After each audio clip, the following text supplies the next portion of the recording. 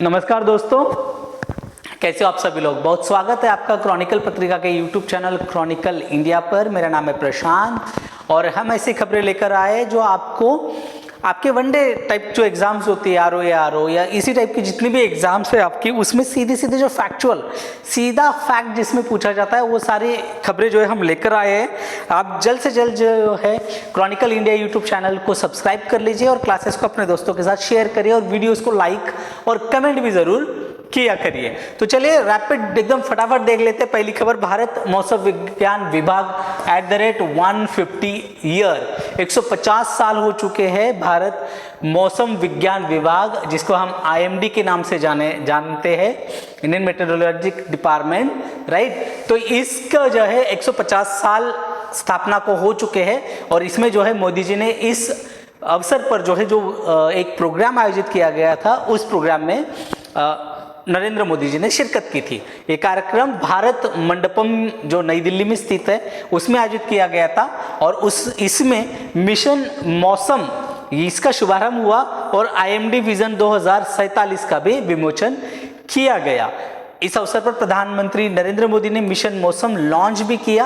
ये मिशन मौसम है, मैंने एक पूरी सेपरेट क्लास ली है जिसमें आपको अच्छे से डिटेल में विजन 2047 मैंने अच्छे से समझाया है। तो आप वो क्लासेस भी जाके देख सकते हैं जिसमें बहुत डीप में इसका एनालिसिस किया हुआ है विजन इस डॉक्यूमेंट का, तो आप उसे देख सकते हैं। मिशन मौसम ये भारत को मौसम की विभिन्न परिस्थितियों के लिए तैयार करने के लिए और जलवायु के प्रति जागरूक बनाने के लिए डिजाइन किया गया है। ये जो मिशन मौसम है ये लॉन्च किया गया, ये गांव देहात तक क्या जो भी क्लाइमेटिकल चेंजेस है उसको बताने के लिए खास करके है और जिससे सटीकता लाई जाए, अनुमानों में सटीकता लाई जाए, जिससे जान माल की जो है क्षति होती है, जो हानि होती है उसको कम किया जाए और लिटरली जो डेथ है इस तरह से जो चक्रवात या हेवी रेनफॉल या इन सब जो मौसम से संबंधित घटनाओं के में जो जाने जाती है, लैंडस्लाइड्स है, लैंडफॉल्स है, वो सारी चीज़ें, उसमें उन जानों को हमें 0% पर लाना है और सुरक्षा मुहैया कराना है, राइट। तो ये सब चीज़ें हैं। इतिहास देख लेते हैं IMD का। भारत में जो पहली मौसम संबंधी वेधशाला जो थी वो ब्रिटिश ईस्ट इंडिया कंपनी ने शुरू की थी, right. British east India company इसने शुरू की थी ये सारी की सारी चीजें 1785 1785 की अगर मैं बात करूं, देखो अभी ब्रिटिश राज भी नहीं आया है, राइट। ब्रिटिश राज भी नहीं आया है, अभी कंपनी ही राज कर रही है। 1857 का वॉर भी अभी नहीं हुआ है, ये 1785 की बात है।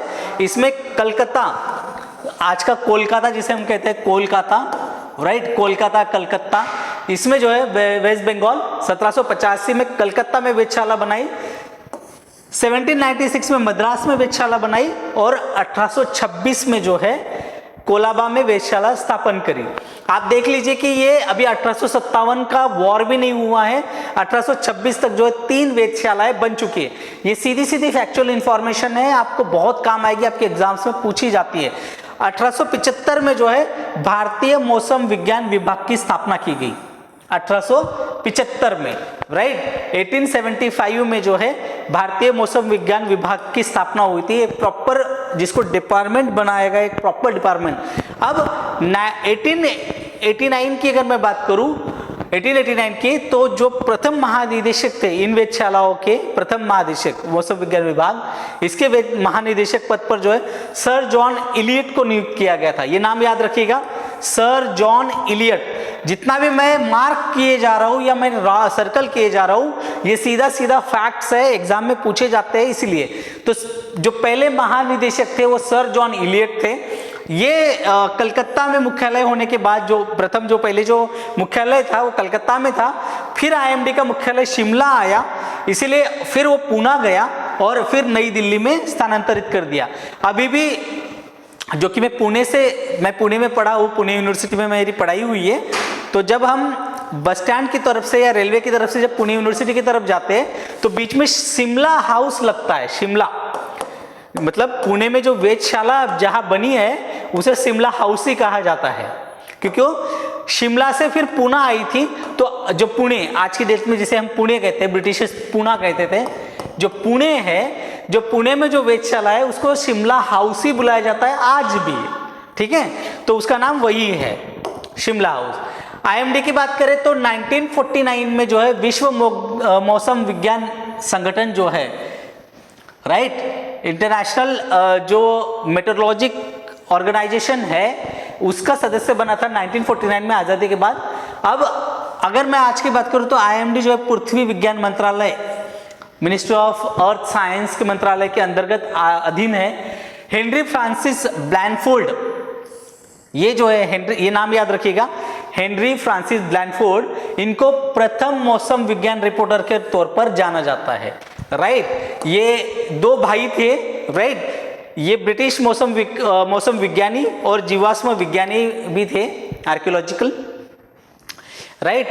अब अगर बात करें तो ये प्रकृतिवादी, उनके जो भाई थे नेचुरल, जिनके कहा जाता है विलियम थॉमस ब्लैनफोर्ड, इनके छोटे भाई थे और दोनों जो है उन्होंने 1855 में भारतीय भूवैज्ञानिक सर्वेक्षण जो हुआ था, भूवैज्ञानिक सर्वेक्षण में भाग भी लिया था, राइट। ये दोनों शामिल हुए थे।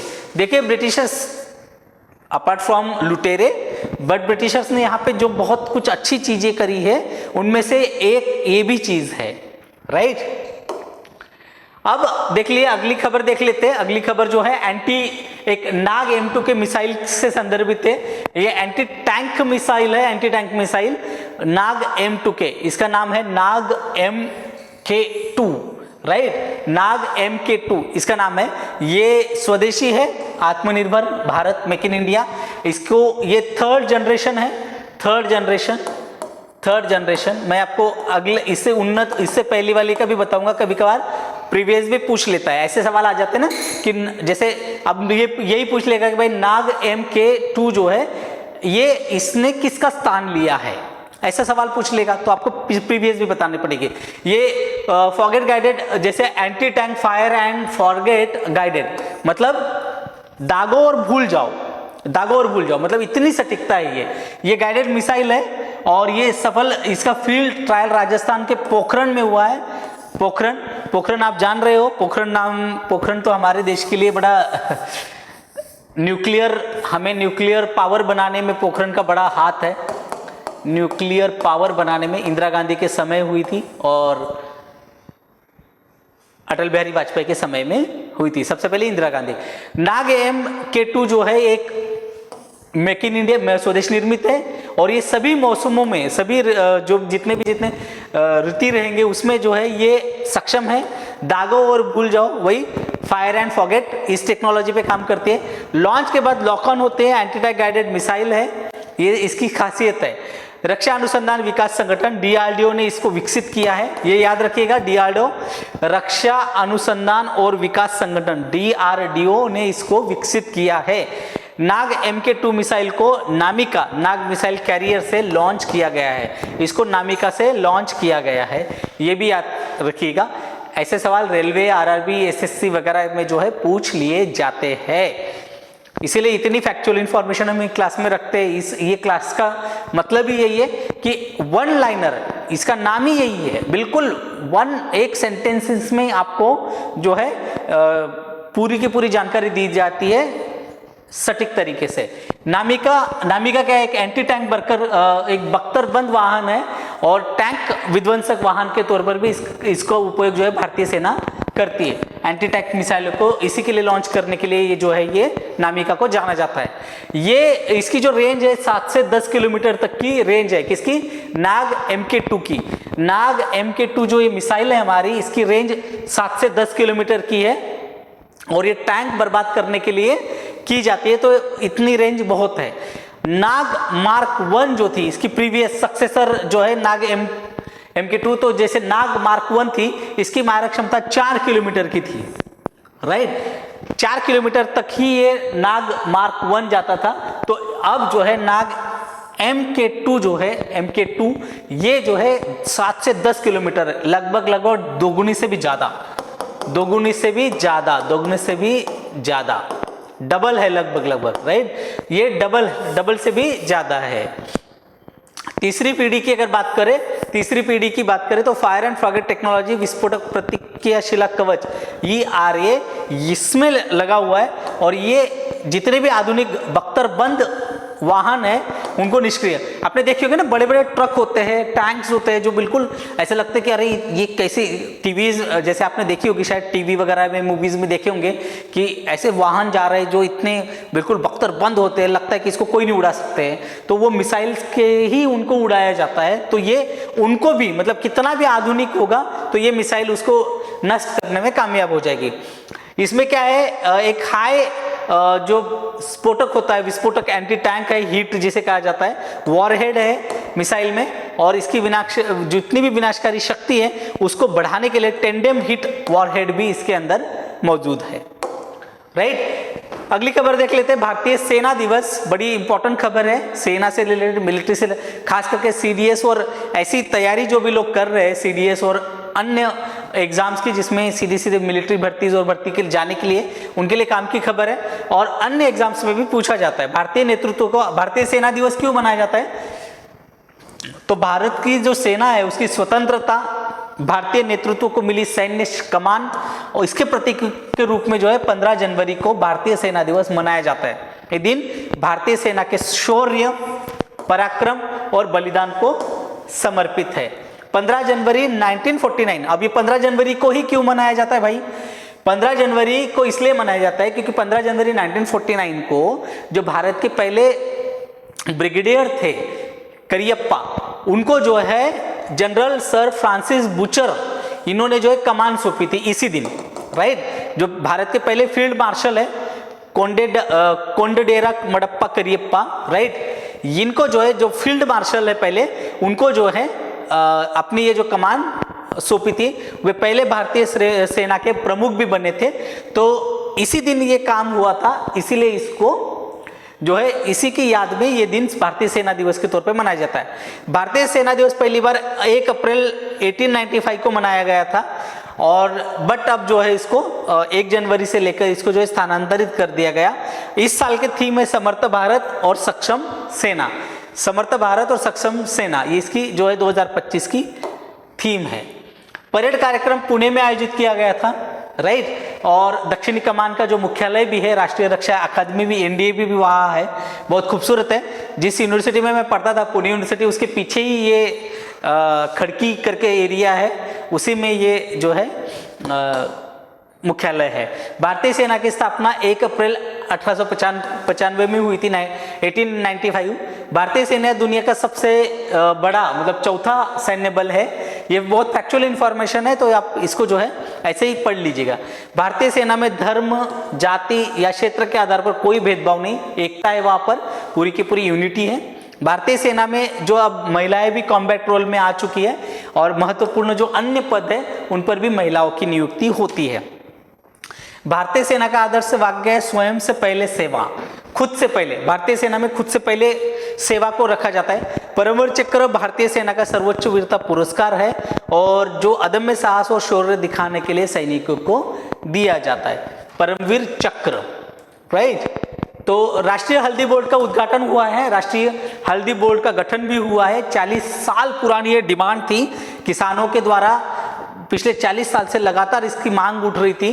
तो आखिरकार 14 जनवरी 2025 को जो है, 14 जनवरी 2025 को केंद्रीय वाणिज्य मंत्री पीयूष गोयल, इन्होंने जो है हल्दी उत्पादन और निर्यात को बढ़ाने के लिए राष्ट्रीय हल्दी बोर्ड, नेशनल टर्मरिक बोर्ड का जो है गठन करके उसका उद्घाटन कर दिया है। तो 14 जनवरी को इसका उद्घाटन हुआ है। तो कब बना?